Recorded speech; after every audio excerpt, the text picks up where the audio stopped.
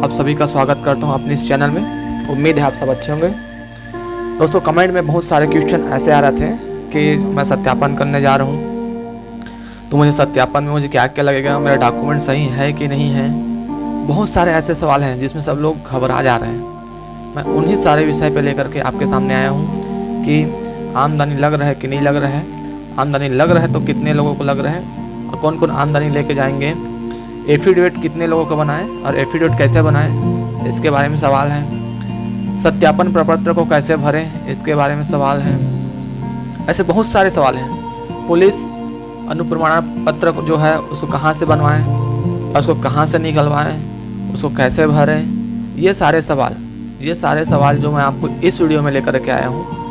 हालांकि ये वीडियो जो थोड़ा सा लंबा होगा, लेकिन यकीन माने आपको सारे जानकारी, यदि आप सहायक शिक्षक में सत्यापन के लिए जा रहे हैं ना, तो आपके सारे जानकारी जो यहाँ से दूंगा और आपके जो सारे डॉक्यूमेंट हैं उस पर भी मैं चर्चा करूँगा। आपको सारे चीज़ यहाँ पर सॉल्व हो जाएगा। दोस्तों, आप घबराइए नहीं, बस रिक्वेस्ट आपसे है लास्ट तक बने रहिएगा, क्योंकि वीडियो थोड़ा सा लंबा बनेगा, क्योंकि सारे चीज़ को मैं डिफाइन करूँगा कि सत्यापन प्रपत्र कैसे भरना है, हमको कैसा पता चलेगा, कहाँ से मिलेगा सत्यापन प्रपत्र, ये आपके सारे सवाल हैं। और क्या क्या अरेंजमेंट में होना चाहिए, कैसे अरेंज में होना चाहिए जो सारे डॉक्यूमेंट हैं, हमें वहाँ जाके क्या करना है, हमें वहाँ जाके कैसे सब फाइल को सबमिट करना है, ये सारे विषय में आपसे मैं बात करूँगा। तो आप इस वीडियो में लास्ट तक बने रहिए और चलो हम वीडियो को शुरू करते हैं बिना किसी देरी के। आप लास्ट तक बने रहेंगे दोस्तों, मैं सारे विषय में आपके साथ चर्चा करूँगा और पूरा आपको डाउट जो है क्लियर करूँगा दोस्तों, ठीक है। तो सबसे पहले मैं आपको बता दूं कि जो 8 तारीख को सत्यापन स्टार्ट होने वाला था, वो 8 तारीख को सत्यापन स्टार्ट हो गया है। 8 से 13 तक के सत्यापन चलेगा। अब इसमें बहुत सारे सवाल ऐसे आए कि अपने चैनल में कमेंट किए हैं कि सर हम लोग का अभी तक आया नहीं है, हम लोग को मैसेज आए नहीं, किन लोगों का आया मैसेज और किन लोग अभी सत्यापन के लिए गए हैं 8 तारीख को। तो मैं आपको बता दूँ भाई, तो आज जो गए हैं लोग पहले जो है PH वाले लोग ही गए हैं। उसका आपको धैर्य रखिए, आपका जो जब भी डेट आएगा आपको पहले से मैसेज में बता दिया जाएगा, या फिर आपको ईमेल आईडी हो गए, या फिर आपके वेबसाइट में आपका जो आईडी है ना, लॉग इन करके वहाँ पर भी आप समय समय पर चेक करते रहिएगा, क्योंकि हो सकता है मैसेज आने में दिक्कत हो। क्योंकि हम फॉर्म भरते टाइम में भी क्या किए थे, अपने पापा का नंबर दिए थे या अपने भाई का नंबर दिए थे, और हम बाद में भूल जाते हैं कि हमारे में मैसेज क्यों नहीं आ रहा है, मैसेज और में चले जाते हैं। तो इसका भी ख्याल रखना पड़ता है। सबसे अच्छा इसका समाधान ये है कि आप अपने आईडी में जा करके चेक करते रहते हैं, वो वेबसाइट की, वो DPI के वेबसाइट में जा करके अपने आईडी में समय पर चेक करते रहें। इससे आपको अच्छे से जानकारी मिलेगा, ठीक है, कि आपको यहाँ पर पता चल गया। और आप सबको पता ही इस रेंज तक कि आपको सबको बुला जा रहे हैं, है ना। तो इस लेटर के बारे में पहले ही अपना वीडियो बना चुका हूँ, ठीक है। अब हम बात करते हैं कि देखिए जो मैसेज मिलेगा आपको वो इस प्रकार से मिलेगा। ये जो है नॉर्मल टेक्स्ट मैसेज आया है आपके मोबाइल में, तो जिस भी व्यक्ति का आ रहा है सत्यापन के लिए वो उसको मैसेज इस प्रकार से मिल रहा है ना। तो अब वो क्या करेगा, उसको एक काम करना पड़ेगा, या तो आप यहाँ से टच करके जा करके डायरेक्ट वेबसाइट में आप जा सकते हैं, है ना, या फिर आप वहाँ पर से गूगल में जाकर टाइप करके अपना आईडी से सारे चीज़ सत्यापन प्रपत्र यहीं से आपको डाउनलोड करना पड़ेगा। बस डाउनलोड करके भर के फिलअप करके आपको ले जाना पड़ेगा, और यहीं पर आपको सत्यापन पत्र में है, उसमें आपको सारे जो डॉक्यूमेंट है उसका क्रम, उसका फॉर्मेट वहाँ पर आपको मिल जाएगा। मैं इस विषय में भी आपको एकदम डिटेल से बताऊंगा सत्यापन प्रपत्र कैसे बनना है, ठीक है। तो आओ सबसे पहले मैं ये आपको ये दिखा दूं। ये है आज जो मेरे कोई मित्र है वो गए थे, वो सत्यापन करवाने आज गए हैं। तो वो जो है एक टेबल देख सकते हैं यहाँ पर, किस संभाग का है, बस्तर संभाग का है, जिला कांकेर वाला, ठीक है। तो उसने वहाँ पर जो चस्पा किए थे कि ये जो डॉक्यूमेंट है वो किस क्रम में होना चाहिए और इसको कैसे जमाएं, और मैं इसी के साथ में आपको पूरा ये क्लियर करते जाऊँगा हर एक पॉइंट को, तो कैसे क्या है इस विषय से संबंधित, ठीक है। तो सबसे पहले मैं बता दूं कि आप जब जाएंगे, यदि आपके पास सत्यापन के लिए समय आ गया है, आपके मैसेज में आ गया है, आपके आईडी में शो रहा है आपको जैसे कल परसों जाना है, तो सबसे पहले आप क्या करेंगे, ये जो सारे जो क्रम से दिख रहे हैं ना, उसको ध्यान से देखिएगा और समझिएगा इस बात को कि इसमें क्या क्या पॉइंट है और इसको समझने वाली क्या बात है, ठीक है। तो सबसे पहले मैं आपको बता दूँ कि आपके व्यापम द्वारा सबसे पहले नंबर में होगा जो व्यापम द्वारा जो जारी एडमिट कार्ड है ना, उसका आप एक कॉपी वहाँ पर रखिएगा, है ना, वहाँ पर एक कॉपी रखिएगा। जब सबसे पहले वही रहेगा, और हो सके तो आप अटेस्टेड कर लें, या फिर आप नहीं करेंगे तो भी वहाँ जा करके एक बार पूछ लेंगे, ठीक है। क्योंकि आपका जो सभी फोटोकॉपी है उसमें सब में बोला गया है स्वहस्ताक्षरित होना चाहिए। तो आप यदि यहाँ पर से एक नीचे में अपना अटेस्टेड कर लेंगे तो ज़्यादा बेटर रहेगा। और यदि नहीं करना चाहेंगे तो आप वहाँ पर जाकर भी पूछ सकते हैं, लेकिन आप कहीं पर भी कुछ भी गलती मत करिएगा। यदि जहाँ पर समझ आता है वहाँ पर ही भरिएगा, बाकी सबको छोड़ दीजिएगा, ठीक है, वहाँ जाकर के पूछ लेंगे। दूसरी बात, जो आपको जो व्यापम में जो रैंक जारी हुआ था ना, ओवरऑल जो रैंक जारी हुआ था, उसका जहाँ पर आपका नाम है वहाँ पर आपको प्रिंट आउट निकलवा लीजिएगा। प्रिंट आउट निकलता है, ठीक है, और वहाँ पर आपका नाम शो हो जाता है, उसको आप निकलवाइएगा और उसका सेकंड नंबर में उसको लगाइएगा। तीसरी पॉइंट ये है कि इसमें 10वीं का अंक सूची लगेगा, है ना, अंक सूची रहेगा, उसको फोटोकॉपी करवाएंगे। 12वीं का जो अंक सूची रहेगा उसको भी आप फोटोकॉपी करवाएंगे। उसका जो निवास प्रमाण पत्र है इसका भी आप फोटोकॉपी करवाएंगे। अब बात यह है कि निवास प्रमाण पत्र जो है वो आपका कहाँ का होना चाहिए, छत्तीसगढ़ का होना चाहिए। इस स्पेशल मेंशन किया, छत्तीसगढ़ का आपका निवास प्रमाण पत्र होना चाहिए। रही बात, 6वां पॉइंट बोलता है स्थायी जाति प्रमाण पत्र जो SDM द्वारा जारी किया जाता है ना, उसको आप लेकर के जाएंगे। 2 तारीख के पहले यदि सबके पास डॉक्यूमेंट होना चाहिए। यदि कई लोग ऐसा मैसेज आया था टेलीग्राम में, मेरे पर्सनल मैसेज किए हैं कि सर हम जो आवेदन किए थे वो चल जाएगा क्या, क्योंकि हमारे पास अभी नहीं आए हैं, है ना। तो मैं को आप एक चीज़ बता दूं, यदि आपके पास प्रूफ है, सब चीज़ आपके प्रूफ है, आपने बना दिया, तो आप उसको एफिडेविट बनवा के ले जाइए भाई, है ना, क्योंकि सही है, सही करेगा नहीं करेगा वहाँ पर सत्यापन करता की बात है। कहीं ना कहीं आपके पिताजी का भी जाति प्रमाण पत्र बना होगा कभी, यदि तो उसको भी आप शामिल कर सकते हैं। साथ में आप जो आवेदन किए हैं, यदि आपके पास नहीं है जाति प्रमाण पत्र भी, लेकिन आवेदन पहले से कर चुके हैं या 2 साल के बाद आता है आपके पास जो जाति प्रमाण पत्र, तो भी आप उसको लेकर जाइएगा। लेकिन उसके साथ आप एक एफिडेविट बनवा लीजिएगा, क्योंकि उसका रिस्पॉन्सिबिलिटी कौन उठाएगा, है ना। तो आप एक ऐसा भी कर सकते हैं। आय प्रमाण पत्र 7वें नंबर पे होगा, आय प्रमाण पत्र। अब ये आय प्रमाण पत्र वाली बात ये है कि आय प्रमाण पत्र किसको लगेगा, तो आय प्रमाण पत्र लगेगा जो नॉन क्रीमी लेयर है ना, जिसका आय डिफेंड करना है, वो आय प्रमाण पत्र बनवा करके लेके जाएंगे। 8वीं पॉइंट ये है कि शासकीय सेवारत कर्मियों के मामले में अनापत्ति प्रमाण पत्र या विभाग को प्रस्तुत आवेदन की पावती। बात को यहाँ पर समझिएगा, जो भी पहले से सिलेक्टेड हैं, जो गवर्नमेंट जॉब में कर रहे हैं, उन लोगों को NOC अपने विभाग से लेना पड़ेगा। और उसके साथ ही यदि आपको NOC नहीं मिला है, लेकिन आप उसके लिए आवेदन कर चुके हैं ना, तो उसका पावती भी जो मिलता है उसको भी आप लेके जा सकते हैं, ठीक है। तो अनापत्ति प्रमाण पत्र आपको जरूरी है, जिसको हम NOC बोलते हैं, वो आप लेकर जा सकते हैं। और यदि आवेदन के पावती भी है उसको भी आप ले जा सकते हैं। यदि आप PH कैंडिडेट हैं तो ये जो है 9वें नंबर में आपके पास रहेगा। यदि आप PH कैंडिडेट हैं तो आप जो है 9वें नंबर पे आप अपने क्रम में रखेंगे और उसका सर्टिफिकेट भी आपको लगेगा। 10वें नंबर में आपको लगेगा कि भूतपूर्व सैनिक है, तो उसका आपका सर्टिफिकेट चाहिए, ठीक है। 11वां पॉइंट बोलता है कि व्यावसायिक योग्यता में आपको DED, DLED, BLED किसी भी डिग्री है यहाँ पर, तो आप वहाँ बस के चस्पा करेंगे और इसको लेके जाएंगे, ठीक है। ये सारे चीज़ है, ये ओरिजिनल के क्रम में होना चाहिए। 12वां पॉइंट क्या है, टेट और सीटेट है नहीं, ये आपके ओरिजिनल फॉर्म में, ये सारे के सारे क्या होंगे, सब ओरिजिनल रहेंगे, है ना। और इसका एक क्या है, आपको फोटो कॉपी भी करवाएंगे, क्योंकि यहाँ पर जो सत्यापन करता है वो आपके फोटो कॉपी से लेकर के जो अटेस्टेड रहेगा वो आपके ओरिजिनल के साथ मिलान करेंगे, ठीक है। तो सबको ओरिजिनल के साथ साथ फोटो कॉपी भी लेकर के जाना पड़ेगा, ठीक है। अब हम करते हैं आगे बात कि आगे ये है कि सर मैं एफिडेविट बनवाऊँ तो कैसे बनवाऊँ और कितने एफिडेविट बनवाऊँ। तो देखिए यहाँ पर कंडीशन ये अप्लाई होता है कि एक एफिडेविट लगेगा, जो सामान्य जो एफिडेविट बनता है वो लगेगा, है ना, क्योंकि आप जो आप जितना भी डॉक्यूमेंट दिए हैं उसका रिस्पॉन्सिबिलिटी आप उठाते हैं, जो सही चीज़ है उसकी जिम्मेदारी मैं लेता हूँ करके। जो सामान्य एफिडेविट बनता है वो किसी भी नोटिकर्ता के पास जाएंगे तो वो बना करके दे देंगे। और दूसरी बात ये है, ये तो एक ये हो गया, और दूसरी ये है कि यदि आपके रिजल्ट में कहीं पर भी या आपके निवास में या जाति में कहीं पर भी आपको त्रुटि मिल जा रहा है या त्रुटि आपकी संभावना है, कुछ को आपको डर लग रहा है ना, तो टेंशन मत लो भाई, आप अपने एफिडेविट बनवा लीजिएगा। जो भी संभावना, जो भी त्रुटि, आप एफिडेविट बनवा लीजिएगा। जैसे मैं आपको दिखा रहा हूँ, ये जो देखिए यहाँ पर एक एफिडेविट बना है, ये आपका त्रुटि से संबंधित एफिडेविट है ना, ये आपको क्या है, त्रुटि से संबंधित एफिडेविट बनवाया है। तो ऐसे आपको बनवा लिया है कि नाम में कहीं पर कुछ गलती है क्या, कहीं पर आपको दिक्कत हो रहा है क्या, कहीं पर आपको नाम में, सरनेम में या उपनाम में जो गलती है उसके बारे में पूरा सारे चीज़ आप लाइन टू लाइन यहाँ पर मेंशन करवा देंगे, है ना। उसके बाद यहाँ पर लिखा देखो सारे चीज़ जो मेंशन हुआ है उसका यहाँ पर बोला है कि मैं शपथ करता हूँ या सत्यापित करता हूँ कि ऊपर लिखे शपथ पत्र की कंडिका नंबर 1 से लेकर के 8 तक, है ना, 1 से लेकर 8 तक वर्णित समस्त तथ्य मेरी जानकारी अनुसार सत्य व सही है, जैसे आप यहाँ पर नोटरी करवा लेंगे।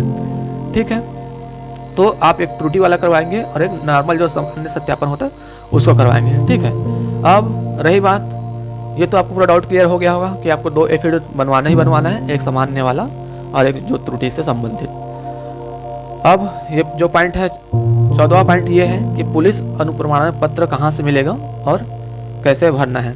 तो पुलिस अनुप्रमाणन पत्र जो है भाई आपको DPI की वेबसाइट में भी मिल जाएगा, वहाँ से भी आप डाउनलोड कर सकते हैं, या आपको टेलीग्राम में भी मिल जाएगा, वहाँ से भी आप डाउनलोड कर सकते हैं। अब रही बात उसको भरना कैसे है, तो मैं इसको कैसे भरेंगे इसको बताऊँगा, और साथ में सत्यापन प्रपत्र को मैं कैसे भरूँगा इसको भी आपको बताऊँगा, तो आप लास्ट तक बने रहेंगे। और हाँ, यदि आप मेरे चैनल में पहली बार आए हैं तो इस चैनल को सब्सक्राइब जरूर करिए मेरे भाई, और साथ में उन लोगों को भी शेयर करिए जिन लोग का आने वाले समय में सत्यापन के लिए जाने वाले हैं, और साथ में आपके रिश्तेदार परिवार में कोई यदि सहायक शिक्षक के सत्यापन में जाएंगे तो उसको भी आप शेयर करिए, जिससे उन लोगों तक सही जानकारी पहुंच सके। और अभी तक कुछ डॉक्यूमेंट ऐसा नहीं है तो उसके बारे में भी आप कलेक्ट कर सकते हैं, क्योंकि मैं सारी चीज़ दिखा रहा हूँ आपके सामने, ये जो फैक्ट है ये लाइव है, साथ में जो वहाँ से विभाग से सत्यापन स्थल से जो आया है वो जानकारी मैं आपको बता रहा हूँ। और आपको चलो तो आप मेरे चैनल में सब्सक्राइब करिए, और इससे आगे भी मैं यहाँ तक कि आपको ज्वाइनिंग तक की जानकारी देता रहूँगा, जो क्या क्या जानकारी है। तो इसके लिए आपको मेरे चैनल में सब्सक्राइब कर देंगे, तभी आप जाके जो नया वीडियो डालेगा सबसे पहले आपके तक पहुँचेगा। ठीक है, तो आप चलो बोलते हैं कि पुलिस अनुप्रमाणन फॉर्म कैसे भरें। यहाँ पास आपको ध्यान देने वाली ये है कि आप देखिए यहाँ पर पिछले 5 वर्षों में आप अधिकतम 1 वर्ष से अधिक समय तक रहे हैं, उसका आपको ब्यौरा देना है ना, वो भी 21 वर्ष के बाद। तो आप यहाँ से लेकर के 5 वर्ष, पिछले 5 वर्ष से अभी तक 2023 तक 17/5/22 मतलब 2017 से आप कहाँ तक निवास किए इसका आपको सारी जानकारी देना पड़ेगा। ठीक है दोस्तों, आप अपना निवास का पूरा पता देंगे, कहाँ पर आप रहे हैं, कहीं घूमने गए हैं तो ये कहीं और साल में रहे हैं, जैसे बोला भी गया यहाँ पर, जैसे पाकिस्तान भी शामिल है, पाकिस्तान में रहने गए थे विदेश में तो भी आप इसका जानकारी यहाँ पर देना पड़ेगा। तो आप पिछले 5 साल से लेकर आप कहाँ हैं आप उसका यहाँ पर जानकारी देंगे। ठीक है, कहाँ आप निवास किए हैं वो। यहाँ पर पिता का उसका पूरा नाम, उपनाम, ठीक है, उसको डालना है। डाक का पता रहेगा यहाँ पर, कौन सा डाक है इसका, और यहाँ पर घर का स्थायी पता रहेगा। ठीक है, घर का क्या स्थायी है। व्यवसाय में आपको डालना है, आपका क्या व्यवसाय है, व्यापार है कि कृषि है। ठीक है, आप वहाँ पर दिखा सकते हैं आपका जो जाति निवास है उसमें बना होगा व्यवसाय क्या है करके। ठीक है, और जो आमदनी उसमें बना रहता है। और यहाँ पर क्या बोले, यदि सेवा में हो तो उनका पद नाम और कार्यालय का पूरा पता। यदि आप पहले से हैं सेवा में है तो यहाँ पर जानकारी देना पड़ेगा, और उसको राष्ट्रीयता को लिखना पड़ेगा। राष्ट्रीयता में देखिए ये बात मेन चीज़ है, तो जो उल्लेखित व्यक्ति है ना उसकी राष्ट्रीयता, यहाँ पिता है तो पिता भारतीय है, माता पाकिस्तानी है कि क्या है कि वो भी भारतीय है। सारे चीज़ ये पिता के बारे में, माता के बारे में, पत्नी के बारे में, और जो खुद अभी जो फॉर्म भर रहे हैं जो उम्मीदवार है वो भारतीय है कि नहीं है, उसके पत्नी के बारे में क्या है, ये सारे चीज़।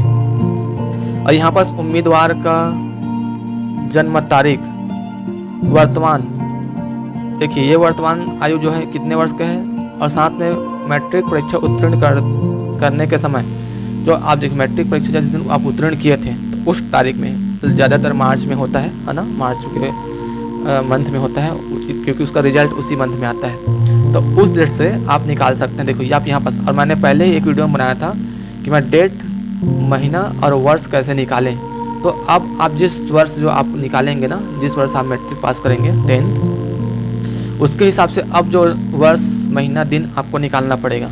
तो आपको यदि नहीं निकालना आएगा तो मैंने पहले ही बताया था, आपने एक छोटा सा 1 मिनट का वीडियो है, 1 मिनट का ही वीडियो है, आप उसमें देख के वैसे ही निकाल सकते हैं। आप रखिएगा जो डेट दिया है वो आपका जो 10वीं का है उसके हिसाब से डेट रहेगा, और कब से आप जो क्या है चाहिए उसके हिसाब से आप रखिएगा। ठीक है, तो कितने वर्ष कितने दिन हो रहा है ऐसा करके, है ना। यहाँ पास हो गया।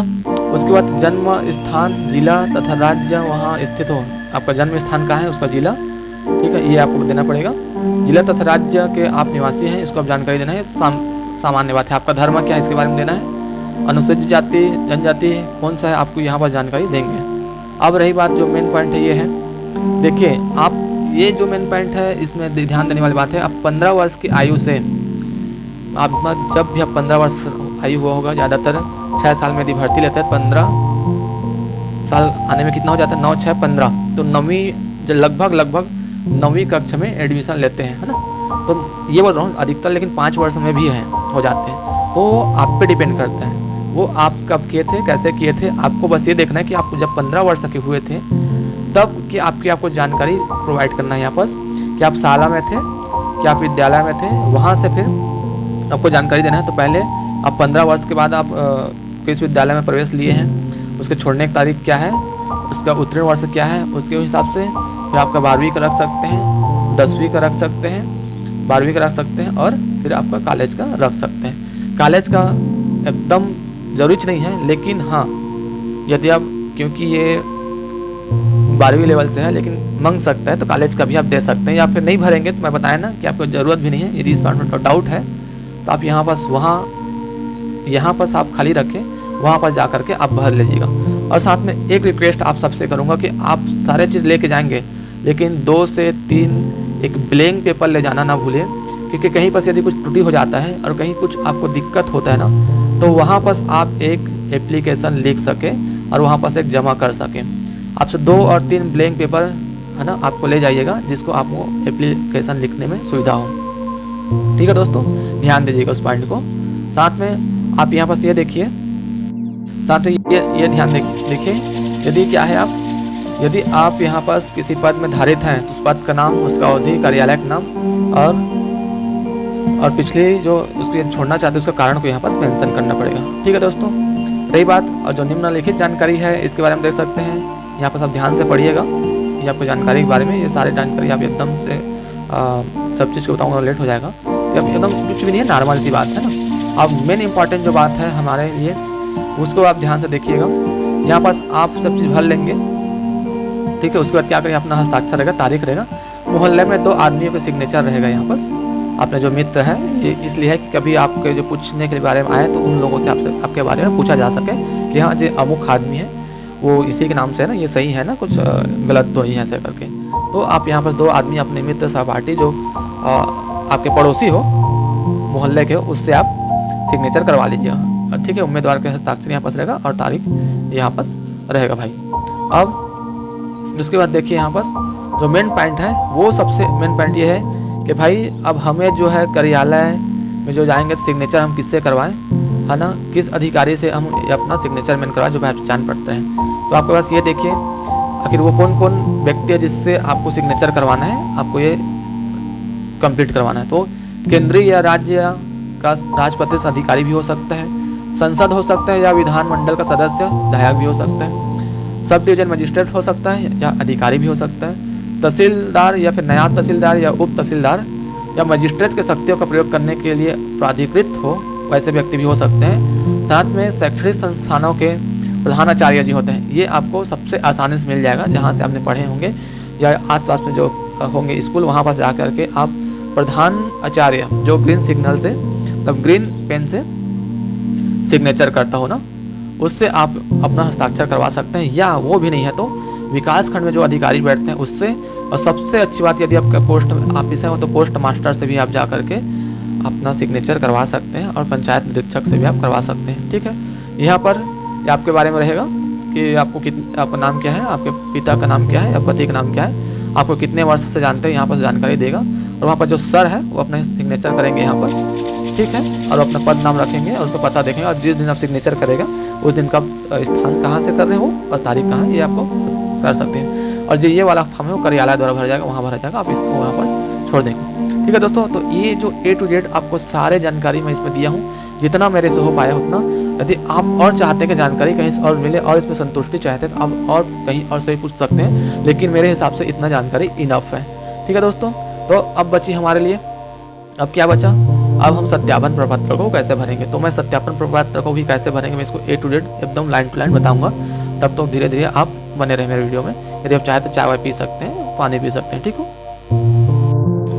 चलिए भाई, चलिए शुरू करते हैं। सहायक शिक्षक सत्यापन की जो महत्वपूर्ण बिंदी है और उसके जो सत्यापन जो प्रपत्र है हम उसको कैसे भरेंगे। यकीन मानिए आज मैं इसलिए पूरा एक कंप्लीट वीडियो बना रहा हूँ क्योंकि आपको सत्यापन करने जाओगे तो इतने सारे आपके मन में डाउट रहेगा कि सर हमारे से डॉक्यूमेंट सही है कि नहीं है। मैं इसलिए एक कंप्लीट वीडियो बना रहा हूँ और मेरे हिसाब से और कहीं कुछ छूट रहा है मुझे तो याद नहीं आ रहा, ठीक है। लेकिन हाँ, मैं एक कंप्लीट वीडियो इसलिए बना रहा हूँ कि आपको और कहीं और देखने की जरूरत ना पड़े। आपको सारे क्वेश्चन जो आपके माइंड में चल रहे हैं वो सारे क्वेश्चन का जो आपको सवाल है ना, उसका जवाब जो है यहीं पर मिल जाए। मैं इसलिए एक वीडियो बना रहा हूँ, थोड़ा सा लंबा है, ज़्यादा लंबा नहीं है, तो आपके लिए ये हेल्प होगा। सारे चीज़ का डाउट यहीं पे क्लियर हो जाएगा। मैं कोशिश कर रहा हूँ आपके डाउट क्लियर करने का, है ना। तो थोड़ा सा लंबा तो लगेगा भाई, तो इसके थोड़ा सा कंप्रो करिएगा। रही बात कि देखिए यहाँ पर ये सब चीज़ दिया है, उसको पहले भी मैं वीडियो बना दिया हूँ कि 21 से 40 वर्ष होना चाहिए। अनुसूचित जाति, अनुसूचित जनजाति और अन्य पिछड़ा वर्ग के समस्त श्रेणी की महिलाओं का अधिकतम आयु जो 45 वर्ष होता है। ये सारे चीज़ मैं आपको पहले ही बता चुका हूँ। प्रशिक्षण के रूप में आपको 10वीं 12वीं D.Ed D.LED उत्तीर्ण होना चाहिए। भर्ती का प्राथमिक टेट उत्तीर्ण होना चाहिए। छत्तीसगढ़ का मूल निवासी होना चाहिए। साथ में आपको जाति, इसको सब चीज़ आपको बताया है। यदि आपके पास दिव्यांगता है तो उसका मेडिकल प्रमाण पत्र होना चाहिए।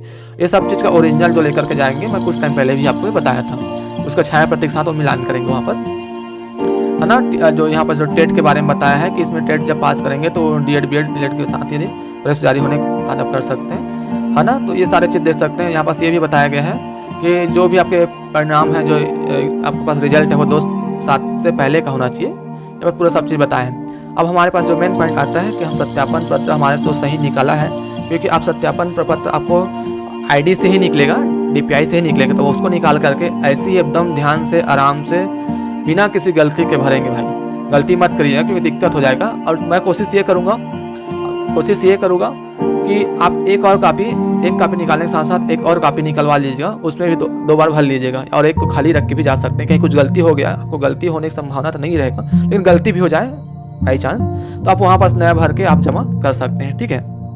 तो आप देखिए, सबसे पहले सत्यापन की तिथि आप जबकि आपके ID में आएगा उसको यहाँ पर डालना है ना, कि सत्यापन की तिथि कब आया है करके यहाँ पर आपका पासपोर्ट लगेगा। इसका आपको यहाँ पर रैंक रहेगा। टेबल क्रमांक वहाँ पर दिया है, उसको यहाँ पर डाल देंगे। पात्र तो बाद में भराएगा, ठीक है।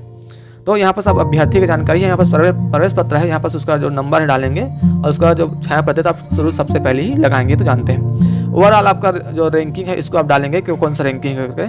अभ्यर्थी के यहाँ पर जो पूरा नाम है ना, जो सही नाम है उसको डालेंगे। ये नहीं देखना कि मेरा के आधार कार्ड में ये नाम है, मेरा D.Ed में ये नाम है, मेरे टेट में ये नाम है। जो आपका मूल नाम है उस नाम को डालिएगा, क्योंकि आप इसके लिए तो सत्यापन बनवा रहे हैं ना मेरे भाई, त्रुटि के लिए।